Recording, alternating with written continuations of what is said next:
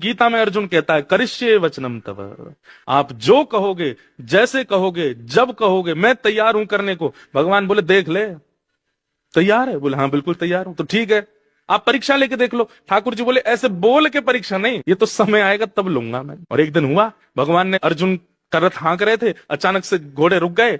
तो अर्जुन ने पूछा ये घोड़े आगे क्यों नहीं बढ़ रहे हैं? आगे से बाणों की बौछार आ रही है। केशव मेरे रथ को आगे ले जाओ, मेरे रथ को बचाओ, देखो ये बाण मुझे छन्नी कर देंगे। ठाकुर जी बोले तेरा रथ आगे नहीं बढ़ेगा। क्यों? बोले तेरे घोड़े प्यासे हैं और ये बार बार अपनी टांगे उछाल रहे हैं, आगे नहीं बढ़ रहे हैं। अर्जुन बोले तो अब क्या करें? बोले इनको पानी पिलाना पड़ेगा। बोले अब युद्ध मैदान के बीच में पानी कैसे पिलाऊं? बोले एक तरीका है। बोले क्या?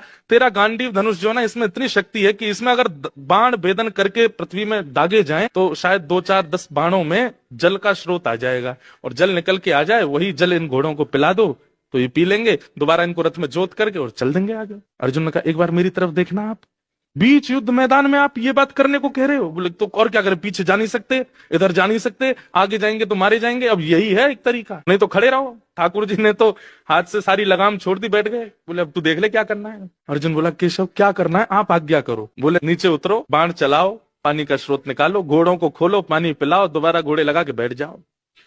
अर्जुन ने दूसरी बार सोचा नहीं, जबकि मोस्ट वांटेड पूरे महाभारत युद्ध में हर विपक्षी योद्धा की एक ही चाह थी, अर्जुन को मैं मारूंगा। युधिष्ठिर को तू मार लियो, भीम को तू मार लियो, नकुल सहदेव तेरे चल बट में आ जाएंगे, अर्जुन तो मैं ही मारूंगा। और ये बात एक नहीं, हर आदमी कहता था। बोले नहीं नहीं, अर्जुन को तो मैं मारूंगा। तीसरा, नहीं नहीं, अर्जुन तो मेरा है, वो अर्जुन जो सबका केंद्र बिंदु है।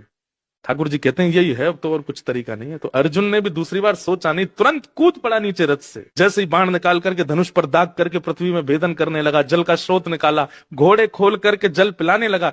इतने में ही ठाकुर जी समझ गए, अब अर्जुन तुझे कोई नहीं रोक सकता युद्ध जीतने से, क्योंकि तेरा विश्वास अटल है मुझ पर, तू मेरी कही बात पर दूसरा विचार नहीं करता। और फिर ठाकुर जी ने उसकी रक्षा की। कैसे? जब अर्जुन घोड़ों को पानी पिला के दोबारा रथ में लगा रहा था तो अर्जुन ने विचार किया, ये कौरव सब सो गए हैं क्या? इनको दिखा नहीं कि मैं नीचे उतर आया हूं? इनको पता, एक बाण भी नहीं लगा मुझे अभी तक।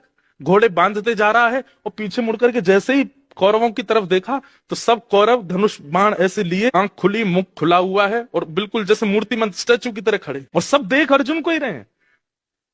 अर्जुन बोला ये कैसी लीला है?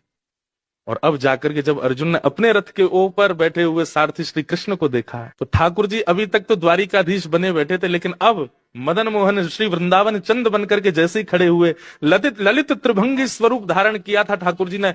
इतने सुंदर लग रहे थे, इतने सुंदर लग रहे थे कि सारे कौरव अर्जुन को भूल गए, ठाकुर जी को देखने लगे, उनमें ही मोहित हो गए।